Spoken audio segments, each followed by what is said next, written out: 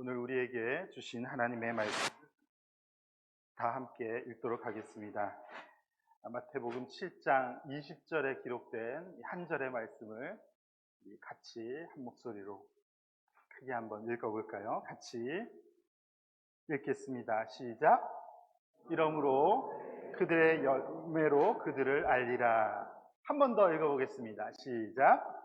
이러므로 그들의 열매로 그들을 알리라. 아멘.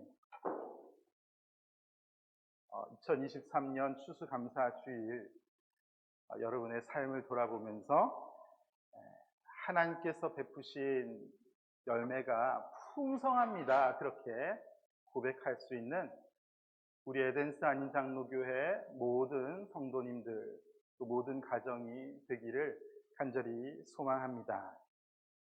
여러분, 열매는 그 나무가 어떤 나무인지를 정확하게 알려주는 거예요. 그렇습니까? 맞습니까? 우진이가 지금 나를 잘 보고 있는데, 우진아, 어떤 나무가 있는데 그 나무의 열매가 사과가 열렸어. 그럼 그 나무는 무슨 나무일까? 박수 한번.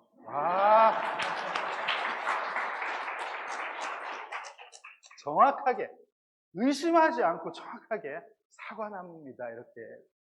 맞죠? 열매를 보고 그 나무가 무슨 나무인지를 우리는 알 수가 있는 거예요. 예수님께서 열매로 그 나무가 무슨 나무인지를 알 것이다. 그렇게 말씀하신 말씀을 보면은, 이 말씀이 얼마나 중요한 말씀이신지를 우리가 잘 알 수 있을 것 같습니다. 여러분, 가을은 열매를 맺는 계절이라고 우리가 알고 있습니다. 그래서 11월 셋째 주일인 오늘은 이 땅의 모든 교회들이 결실에 감사드립니다. 하나님의 은혜에 감사드려요. 그렇게 우리의 마음을 표현하며 감사주일로 교회가 지키는 날입니다. 여러분들의 한 해를 돌아보면서 감사할 제목들이 얼마나 많으신가요? 주중에 제가 땡스기빙 서베이를 여러분들에게 부탁을 드렸는데 아이에서 어른까지 정확하게 약속이라도 한 것처럼 60명이 이렇게 참여를 해 주셨습니다. 잠깐 궁금하죠? 사람들이 무슨 대답을 했는지. 그렇지 않습니까? 결과를 나누어 볼까요? 제일 첫 번째 질문이 뭐였냐면은 땡스기빙 위크, 땡스기빙 데이를 맞이하는 내 마음이 어떻습니까? 질문을 드렸어요. 굉장히 스트레스를 받는다. 1에서부터 조이풀, 너무 기쁘다. 10까지 선택을 해보라고 그렇게 말씀을 드렸는데 우리 교회 성도님들은 거의 95% 이상이 다 기쁨이 더 충만해요. 그렇게 표현했습니다. 3분의 1은 10에 체크를 하셨어요. 와, 그러니까 이 감사절이 다가오는데 내 마음에 기쁨이 충만합니다. 그렇게 표현한 것 같아서 너무 기뻤습니다. 2023년 한 해를 돌아보면서 감사할 제목이 나에게 얼마나 많습니까? 이렇게 질문을 드렸는데요. 이 질문에 대해서도 많은 분들이 감사할 제목들이 많이 있습니다. 그렇게 표현을 했고요. 하나도 없습니다. 그렇게 표현하신 분이 아무도 없다는 것이 정말 주목할 부분이 아니었나 그런 생각이 들었습니다. 땡스기빙 데이 하면은 뭐가 제일 마음속에 떠오르나요? 그렇게 질문을 드렸는데요. 너무 다양한 대답이 많이 나왔어요. 그런데 이렇게 비슷한 항목끼리 이렇게 모아 봤더니 5번째, 5위부터 제가 설명을 드릴게요. 5번째로 나온 것은 땡스기빙 하면은 나누는 것이 생각납니다. 서로 나누고 섬기고 이게 생각납니다. 그 다음으로 나온 것은요, 풍성한 결실, 풍성한 것, 뭐든지 풍성한 것, 열매, 추수 이런 것이 떠오릅니다. 그렇게 대답을 해주셨고요. 그 다음 3위로 꼽힌 것이 뭔지 아세요? 저는 이게 많이 나올 줄 알았는데 터키. 추수감사절 하면은 터키가 생각납니다. 오늘 점심시간에 터키 많이 드시면 좋겠습니다. 두 번째로 많이 나온 것은요, 가족.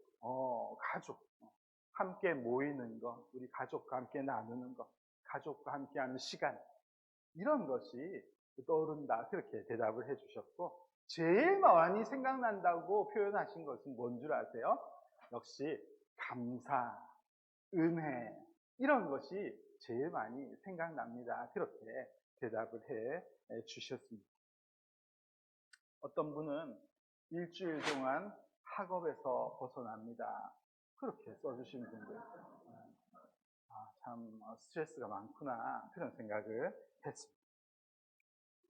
내 삶에 감사할 영역이 많은 부분, 3가지만 체크해 주세요. 그렇게 질문을 드렸는데, 3가지를, 여러 가지 중에서 3가지를 체크해 보라고 했습니다. 3위로 나온 것은요, 건강이라고 표현해 주죠. 30분 정도가 건강한 몸을 주신 것에 감사한다. 그렇게 표현한 것이죠.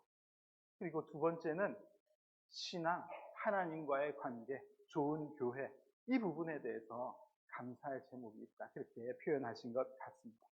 제일 많이 나온 것, 60명이 중복 체크를 했죠. 60명이 체크했는데 52명이 체크하신 내용은 뭔지 아세요? 가정에 감사. 나에게 따뜻한 가정이 있다는 것 감사합니다.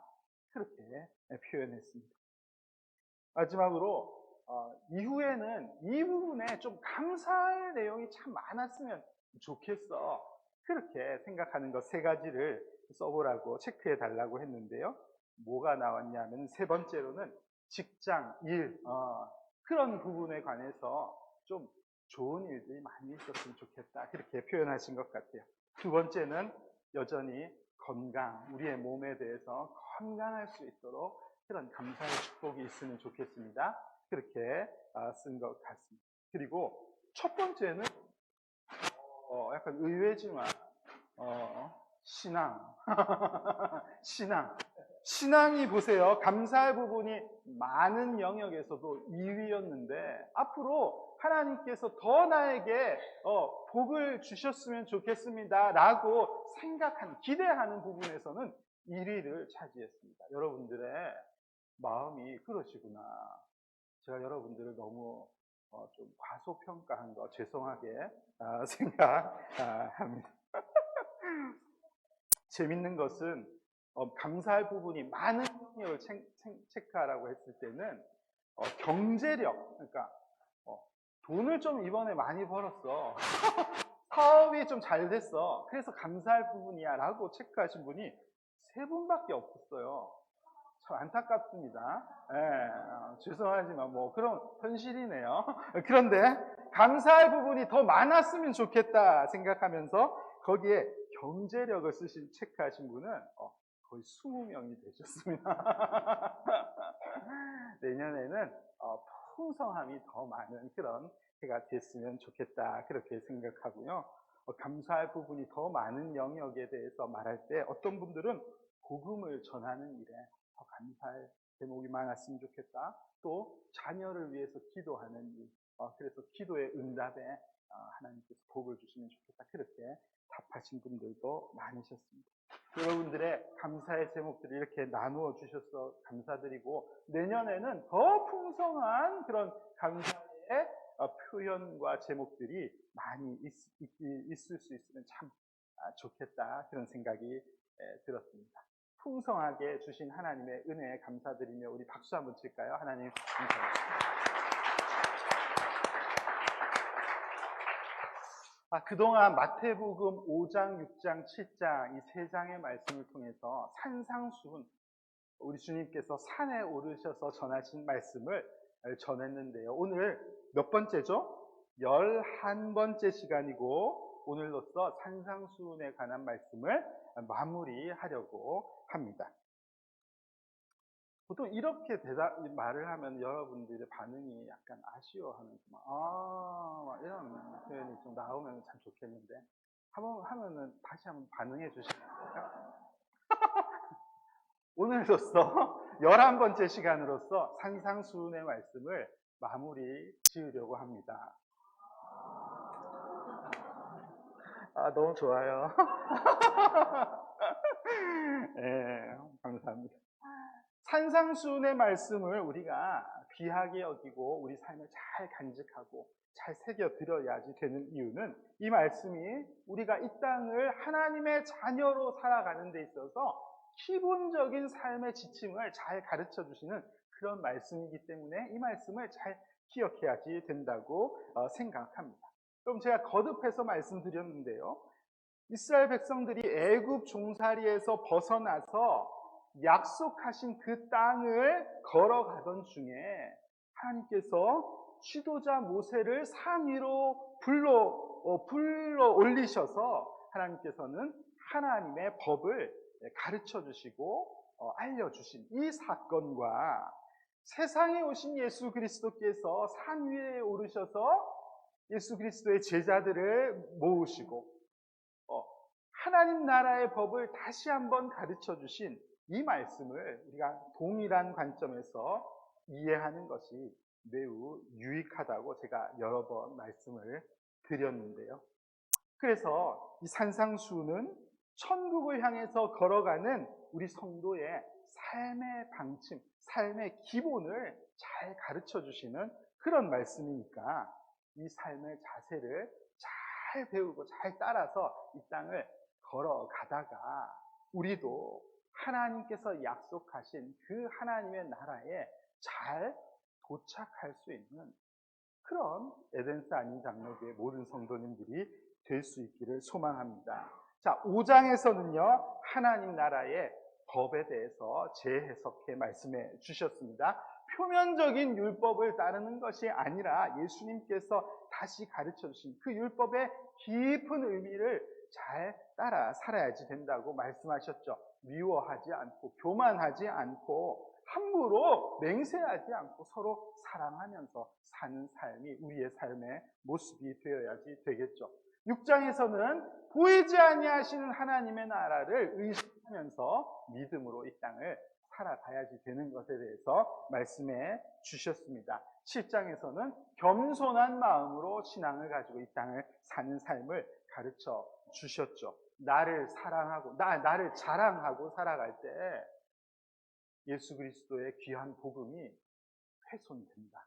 그 얘기를 지난주에 했던 거 기억나십니까? 이 정도로 요약을 하고 오늘 산상수훈을 마치는 부분에서 예수님께서 무슨 말씀을 하셨는지를 잘 새겨 듣는 우리가 되면 좋겠습니다. 성경은 결국 우리가 이 땅을 살아가다가 이스라엘 백성들이 약속의 땅에 도착한 것처럼 우리도 마지막 때에 하나님의 나라에 도착하게 된다는 것을 가르쳐 주시는데 성경은 그때를 어떤 방식으로 표현하고 있냐면은 그때를 추수의 때라고 말씀하고 있습니다. 어떤 때라고요? 추수의 때.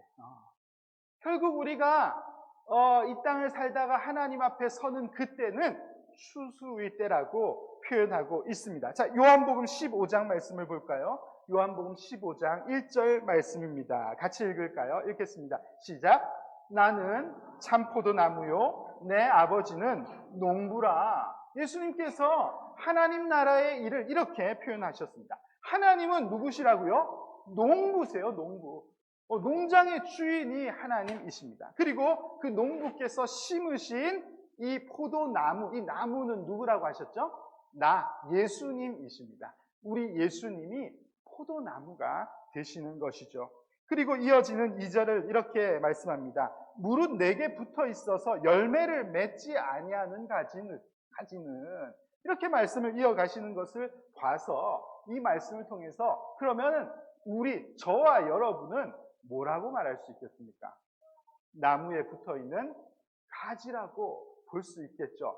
그 가지에서는 뭐가 열리죠? 열매가 맺히는 것입니다. 그런데 이 2절 말씀을 보면은요, 열매를 맺는 가지가 있는 반면에 열매를 맺지 못하는 가지가 있는 것 같아요. 그리고 농부는 추수의 때에 열매를 맺지 않은 가지를 어떻게 하신다 했습니까? 제거해 버리신다. 그렇게 말씀하고 있습니다. 그러니까 여러분, 약속의 땅에 도착하는 것이 중요한 것이 아니라 정말 중요한 것은 그 앞에 도착했을 때 이 가지에 좋은 열매가 맺혀 있느냐, 이게 정말 중요한 것이죠. 자, 그렇다면은 우리가 맺어야지 되는 그 농부가 기대하시는 열매는 어떤 열매일까요? 그 열매가 어떤 것인지를 알기 전에 농부가 원치 아니하시는 그런 열매가 무엇인지를 알면 좋겠습니다. 오늘 본문 이러므로 그들의 열매로 그들을 알리라, 예수님께서 말씀하신 다음에 이어나오는 21절을 볼까요? 예수님께서 이렇게 말씀하세요. 나더러 주여 주여 하는 자마다 다 천국에 들어갈 것이 아니요. 성경은 천국은 추수 때에 좋은 곡식을 거두어 드리는 그런 곳간으로 표현하고 있습니다. 그런데 이 말씀을 잘 들어보세요. 사람들이 보세요. 사람들이 주여 주여 혹은 아멘 아멘, 자, 이렇게 하는 사람을 향해서 사람들은 어떻게 평가하냐 하면은, 우와, 저 사람 믿음의 열매가 되게 좋은 사람입니다. 그렇게 생각하지 않아요? 그렇죠. 주여 주여를 더 크게 외치면은 사람들은, 와, 저 사람은 하나님께서 좋아하시는 믿음의 열매를 많이 맺나 봐, 우리가 그렇게 생각한단 말이에요. 그런데 예수님께서 뭐라고 하셨냐면은, 주여 주여 하는 것, 그 삶이 농부 되시는 우리 하나님 아버지께서 기대하시는 그런 열매가 아니다, 절대 아니다, 그렇게 예수님께서 말씀하고 있습니다. 그러면 농부이신 하나님께서 기대하고 계시는 그 열매는 어떤 열매입니까? 그 다음을 읽어볼까요? 이렇게 써 있습니다. 다만 하늘에 계신 내 아버지의 뜻대로 행하는 자라야 들어가리라. 주여 주여 주여, 그렇게 외치는 것이 좋은 열매를 맺는 것이 아니고 농부의 뜻대로 삶을 살아가는 것, 그것이 하나님께서 기다리시는 열매라는 것을 예수님께서 가르쳐 주시는 거예요. 심지어 22절을 볼까요? 우리가 주의 이름으로 선지자 노릇도 했습니다. 우리가 귀신도 쫓아냈어요. 놀라운 권능도 우리는 행할 수 있었습니다. 이렇게 많은 증거가 있잖아요. 우리는 좋은 열매 아닙니까? 주인이시여, 이렇게 많은 일을 행했는데 우리 좋은 열매 아니에요? 그런데 뭐라고 말씀하시죠? 그때 내가 그들에게 밝히 말하되 내가 너희를 도무지 알지 못하겠다. 나는 이런 열매를 기대했던 게 아닌데, 나는 이런 열매를 원했던 것이 아닌데, 그렇게 하나님께서 말씀하신다는 이 말씀은 굉장히 두려운 말씀이죠. 여러분, 추수감사절 아침이에요. 여러분의 삶에 어떤 감사의 제목들이 많이 있습니까?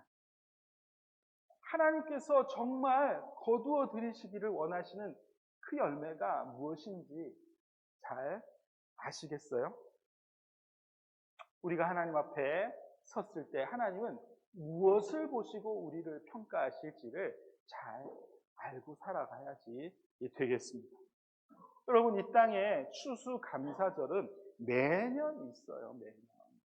그렇죠?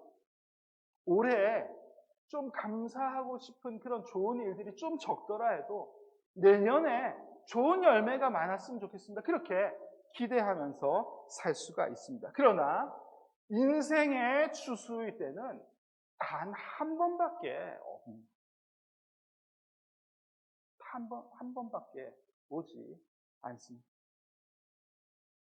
예수님은 그래서 이 땅을 살아가는 성도들에게 인생의 추수일 때가 얼마나 중요한 것인지를 이 산상수훈의 마지막 부분에서 가르쳐 주시는 것입니다.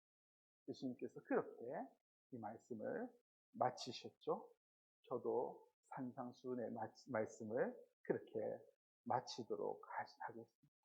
여러분, 보이지 않는 하나님의 나라를 마음속에 품고 이웃을 진심으로 사랑으로 섬기고 돌보며 겸손한 마음으로 이 땅에서 성령님과 동행하면서 이 땅을 잘 살아나가는 우리 에덴스 안인장로교회 모든 성도님들이 되시기를 간절히 축복합니다. 그렇게 이 땅을 살아가다가 추수의 때가 반드시 오게 될 것이니 그때 하나님의 뜻을 따라서 하나님의 말씀을 잘 실천하면서 빛과 소금된 그런 삶을 살아가다가 하나님께서 잘했다, 너 정말 잘했다, 그렇게 칭찬하시는 하나님의 아름다운 곳간으로 흘러들이시는 그런 아름다운 하나님의 열매가 될 수 있기를 이 추수감사절 주일 아침에 주 예수 그리스도의 이름으로 축복합니다.